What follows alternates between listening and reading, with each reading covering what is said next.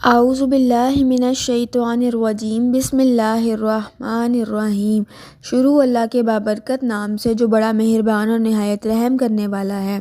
پیارے دوستوں، السلام علیکم۔ حضرت انس بن مالک رضی اللہ عنہ فرماتے ہیں کہ ایک مرتبہ ہم نبی کریم صلی اللہ علیہ وآلہ وسلم کی خدمت میں بیٹھے تھے۔ آپ صلی اللہ علیہ وآلہ وسلم نے فرمایا، لوگو، ابھی تمہارے پاس ایک جنتی شخص نمودار ہوگا۔ چنانچہ ایک انصاری صحابی اس حالت میں تشریف لاتے ہیں کہ وضو کا پانی ان کی دھاتی سے ٹپک رہا تھا اور انہوں نے اپنے جوتے بائیں ہاتھ میں اٹھا رکھے تھے۔ دوسرے دن بھی آپ صلی اللہ علیہ وسلم نے یہی بات کی اور پھر وہی صحابی نمودار ہوئے اور آج بھی پہلے کی طرح جوتے ان کے ہاتھ میں تھے۔ تیسرے دن بھی آپ صلی اللہ علیہ وسلم نے وہی بات دہرائی اور اس دن وہی صحابی اس حالت میں نمودار ہوئے جن کی داڑھی سے وضو کا پانی ٹپک رہا تھا اور انہوں نے جوتے بائیں ہاتھ میں اٹھا رکھے تھے۔ جب نبی کریم صلی اللہ علیہ وآلہ وسلم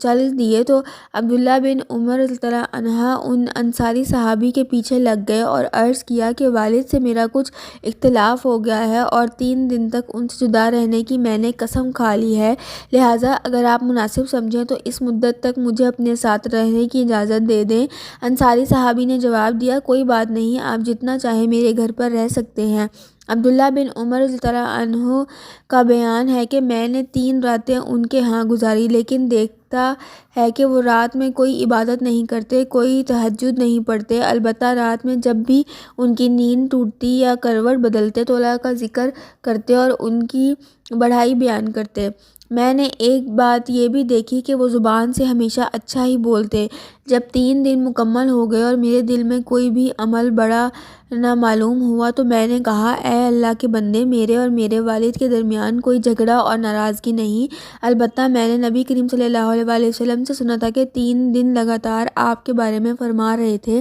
کہ ابھی تمہارے پاس ایک جنتی شخص نمودار ہوگا اور تینوں دن آپ ہی تشریف لائے۔ میں نے ارادہ کیا کہ آپ کے پاس رہ کر آپ کا عمل دیکھوں کہ آپ کون سا عمل کرتے ہیں تاکہ ہم بھی ویسا عمل کر سکیں، لیکن میں دیکھ رہا ہوں کہ آپ زیادہ عمل نہیں کرتے، پھر کیا وجہ ہے کہ آپ اس مقام تک پہنچے ہیں جس کی بنیاد پر اللہ کے رسول صلی اللہ علیہ وآلہ وسلم نے یہ بات کہی ہے؟ انہوں نے کہا،